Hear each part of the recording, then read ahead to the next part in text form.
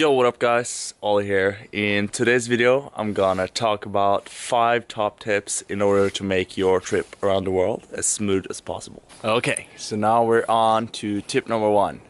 So let's say you've already decided you are going to travel and you kind of know the destinations you want to go to. I would say as soon as you've made that decision, that emotional decision that you're going to travel, get online and start looking for tickets, because in our daily life we're gonna find so many excuses why we cannot do it. The truth is we're never going to find the right moment. So if you really want to do it, just take the first step, look for tickets, and I would say just book it. That's the first step. Alright, now I'm gonna show you 2 of the main websites I use in order to find flights. So one of the websites I consistently find cheap flights on, I find, is Skyscanner. So the page you would have to go to is skyscanner.net. I'm also going to put it down in the comment section below, so check that out as well. Another one which I find is when I'm not able to find a good price for flights on this website, I go to a different one, which is also going to be here, which is the ITA Matrix Airfare Search. This is a website by Google, and what this website does is you're going to be able to get all the exact same information as you would in a normal website, but it's also going to find hidden flights. So what's really good about this is one of those times when, for example, Skyscanner is not able to find the best flights, you can go into this search engine and you can find some of the other hidden flights which might not have the best flight times, to be honest, but if you are on a tight budget, this is absolutely key. This website, absolutely check it out. So now we're on to step number 2. I think this is one of the mistakes that everyone makes the first time. It's figuring out what is it that you want to bring. So essentially packing lightly. When we're packing, we're always thinking about what is it that I need in this moment. And one question you can ask yourself if you're curious, is this something I really need, is ask yourself, do I really need it? And if you're hesitating, you definitely do not need it. I feel like this is something that we learn along the way. I was definitely not perfect the first time, not even the second time.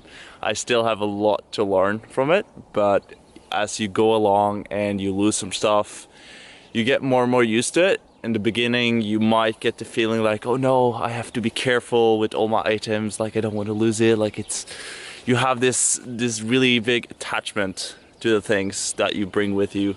And eventually, as you start losing some things, which eventually will happen, I can guarantee you, no matter how hard you try to keep on to it, it's going to happen.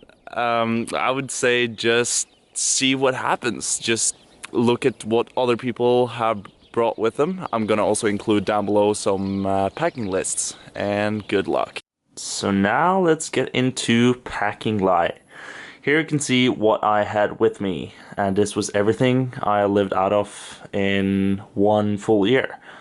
And on the left hand side here you can see the day pack. So this is where I have all the essentials like the foods and drinks I'm having while I'm traveling around. So I'm going to be having this big one on the back, and this day pack is connected to that one. So it looks pretty bulky.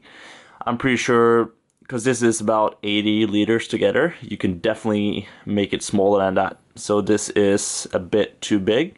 And also for some people it's too small, like it depends on what you want to have with you, but I highly recommend have a small bag with you and don't pack more than you need, and try to pack so that all the heavy stuff is like at the back towards you, so it doesn't weigh you down and you're not gonna have any back problems.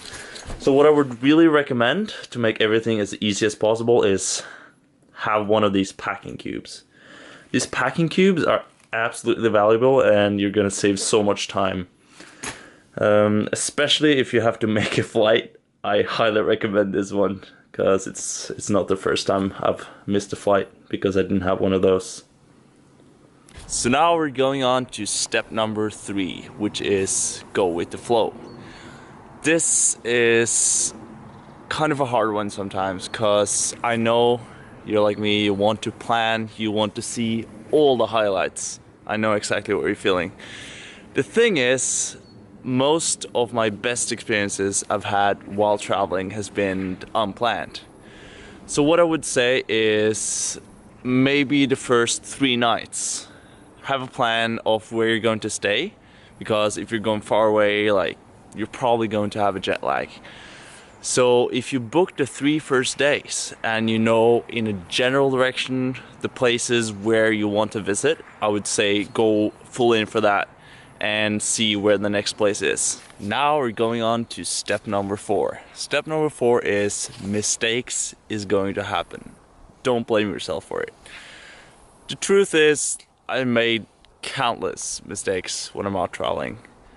In the beginning, you're gonna blame yourself, you're gonna really regret, and you're also gonna question, why did I go travel in the beginning? Like, it might be you're getting something stolen, like a camera, a phone, or a computer, or you might get scammed in one of the typical scams in the tourist destinations.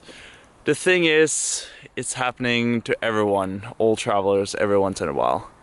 The thing is, just think about, why did you travel in the first place?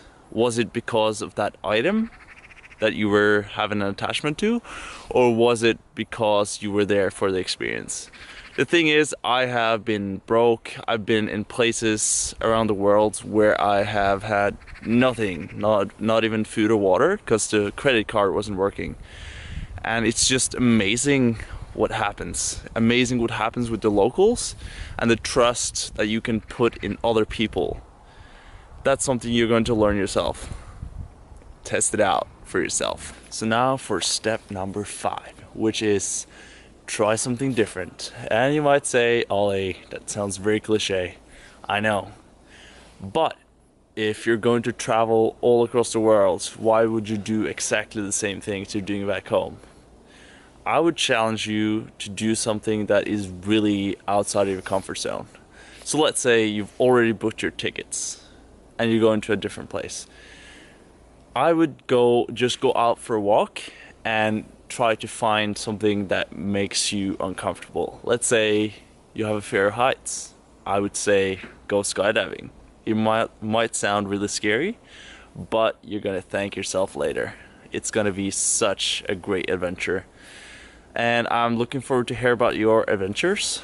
Please share them down below if you have any comments, and see you guys soon. Peace.